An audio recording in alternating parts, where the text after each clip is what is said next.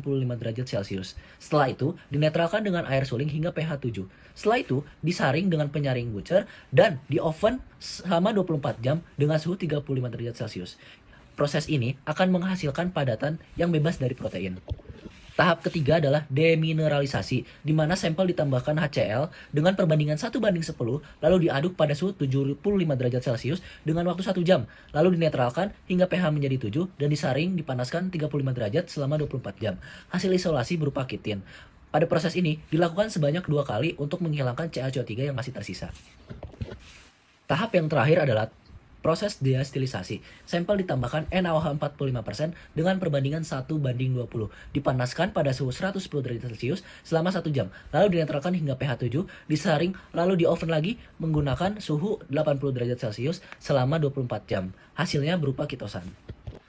Selanjutnya, pemilihan proses berdasarkan karakteristik bahannya. Yang pertama, kulit udang. Kulit udang memiliki karakteristik kadar protein, pigmen, mineral yang tinggi, sehingga proses yang dilakukan pada pembuatan kitosan yaitu deproteinasi, demineralisasi, dekolorasi, dan deastilisasi. Untuk kitosan yang terbuat dari serangga, karena karakteristiknya rendah mineral dan tinggi protein, proses yang dilakukan adalah proses deproteinisasi, demineralisasi, dan deastilisasi. Untuk kitosan yang terbuat dari jamur, karena karakteristik protein dan mineral rendah, serta kitosannya langsung di dinding sel, jadi proses yang cocok yaitu ekstraksi dengan larutan alkali ringan dan tidak memerlukan deastilisasi. Berikutnya adalah karakteristik utama dari kitosan. Yang pertama, struktur kimia. Kitosan adalah polisakarida yang terdiri dari unit berulang D-glukosamin dan sebagian N-asetil D-glukosamin yang struktur dasarnya sangat mirip dengan kitin. Hanya saja sebagian besar gugus asetil telah dihilangkan pada kitosan.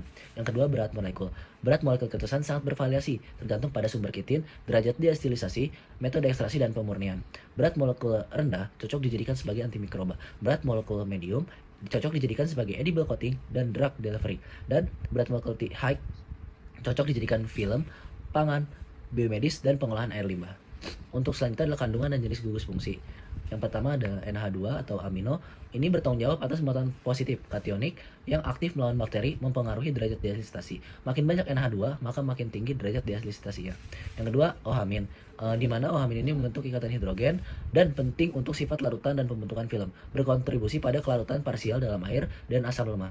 Selanjutnya adalah warna dan potensi bau. Kitosan umumnya berwarna putih sampai krem pucat. Warna bisa sedikit bervariasi tergantung pada proses ekstraksi dan tingkat kemurnian. Kitosan murni biasanya tidak berbau menyengat. Selanjutnya adalah kandungan abu. Kitosan memiliki kandungan abu sekitar 0,1% sampai 1,5% berat kering. Abu yang terlalu tinggi mempengaruhi sifat fisik dan kimia kitosan seperti kelarutan, warna, dan aplikasi. Selanjutnya